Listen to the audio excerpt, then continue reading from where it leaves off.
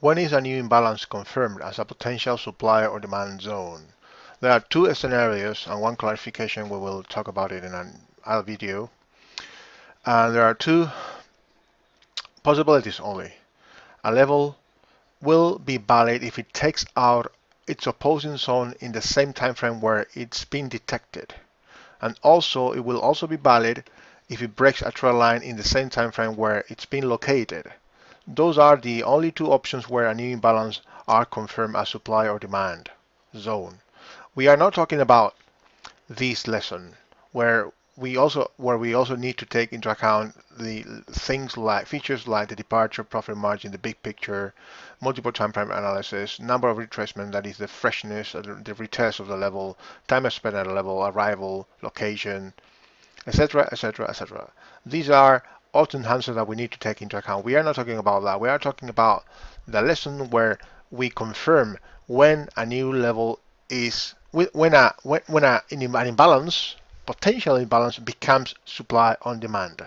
They become supply on demand if and only if it takes out an opposing zone in the same time frame where it's been detected, or it breaks a trend line in the same time frame when it's been detected or located. So let's take a look at the charts. This is the Oxygen daily. Okay, so we always have to use trend lines to assess our direction by connecting the latest two peaks or valleys or three or more CPs in the same direction, continuation pattern. So once the trend line is broken, we've caught a level. That's like that. Okay, always. So if we start drawing trend lines like this after 1, 2, 3 CP patterns, okay, we've got that trend line. That is a level of supply. Retested after the break of the trend line there and then dropped. This area over there is a CP, and I removed that area of demand. So that is another area of supply. Okay, so now that we are dropping and dropping and dropping, we take into account the removal of the opposing area. So this level of demand took out this area of supply. So this is demand. Okay, this is demand. So the trend line break is one of the two reasons why an imbalance is validated. So we keep on drawing trend lines like that, then we adjust it to the latest imbalance, then we've got demand on the daily. Okay, then we keep on rallying and rallying and rallying, and we've got this trend line that later we need to adjust with this valley.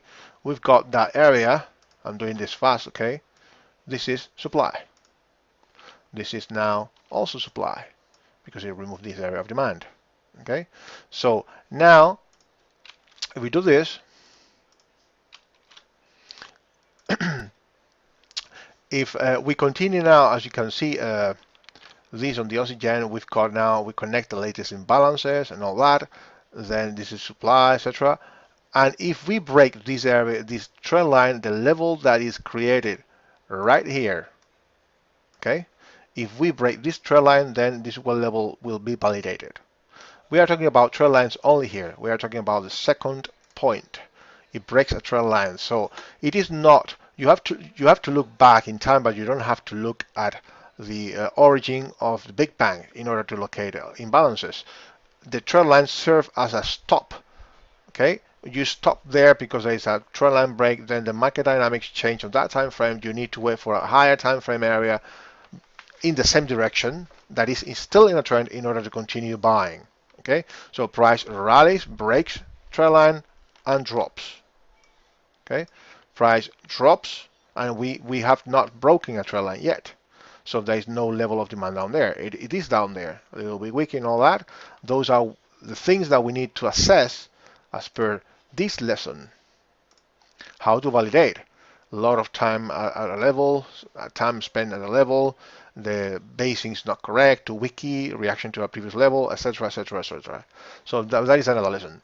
So we're talking here that the break of the trend line makes a valid area of supply or demand.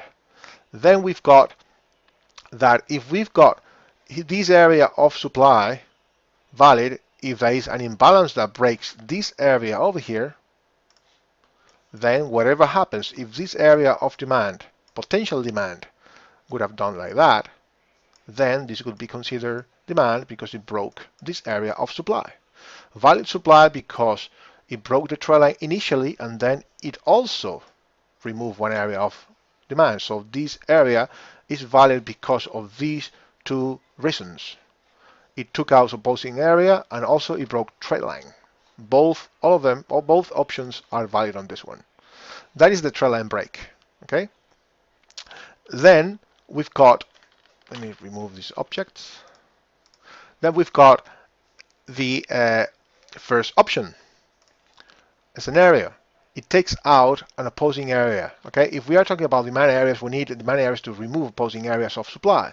So if we draw again these trend line over there, and then we adjust it to that area, this area over there, okay, is demand. This area over here is supply. Why? Because this little area over there, see this peak there, let me use another color instead, took out this low, this area of demand.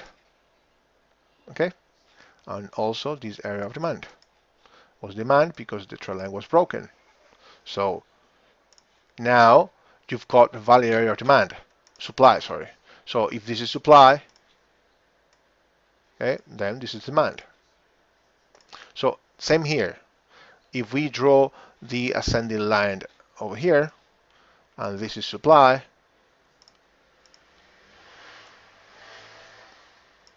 okay, and also this is supply, this is supply, this is supply, okay, supply. All these areas of supply will tend to be removed if a higher time frame area of demand has been taken out and the trend line is broken. So when these areas are being removed on the way out, there are areas on the way up, like this one, that removes this area out. This one removes this area out, and also this area, and also this area. This is a powerful area at the moment. Okay, so this is what you have to do. You have to be doing that all the time. You look left and see if the imbalance of demand, potentially demand imbalance, has taken out previous area of supply, or the origin of the move of the break of the trend line, which is also supply. The opposite is true for demand. Okay, for demand and supply. Yes. So here we've got that trend line. We have also this area of supply, and then we've got demand, okay, and demand, and demand. So this area of supply here took out this area of demand, but also broke the trend line. This hot is valid by two reasons. Okay, these two reasons. First one and second one. So this area of demand was taken out by which area? This one area over there. This is the area that dropped and took out that area. This is the area that took out this one. Then this one was already taken out by this one. So this is supply because you removed this one and not because you removed this one. This one had been previously removed by the upper one. Okay. This one, demand. Look at this. Let me clear this a little bit. This is supply that dropped and remove that area of demand. Valid supply for short. Okay, so on and so forth. So as you keep on dropping, this is another area removed by this area over there. So I took that trade. You know that one if you are being following me. So I took that trade because of that. So this is the way how it works, and it works the same way on all time frames because price, remember, is fractal. So whatever happens to one time frame, the rules that apply to one time frame apply to all the other time frames. So why do you think now price is reacting to that weekly down there on the oxygen? Okay, because we've got a nested, very wicky, long tail area of demand within weekly area of demand. Why do you think price reacted to that area over there? Okay, let me draw that area. Where is that area? Look left, and we've got a valid area of supply on the weekly. You see. So why is it supply? Because after that trend line, it broke the trend line. Descending trend line, it broke and also removed that area. So price dropped, and this is confirmed as supply. If we look higher, maybe we will have another area there on the monthly. So we've got a monthly area of supply with a nested area of supply on the weekly, and now nested areas on the daily. So this is how supply and demand works. We also need to apply the fractality of the charts and the price action, and also the realignment rules, how high, how low we are in the curve and all that. So once we are very high, we've got lower probability of longs playing out. Okay, and you use both the trend lines, okay, and the opposing areas of demand being removed by their opposing areas of supply. They are connected. Okay, go hand in hand. Once this happens and the trend line is broken at a higher time frame area of supply, price has higher odds of dropping. There are many other nuances, okay, that we'll be covering in other videos. But this is how supply and demand works, and how the rules at Set and Forget community are laid out. Okay, hope that's clear. Thanks a lot.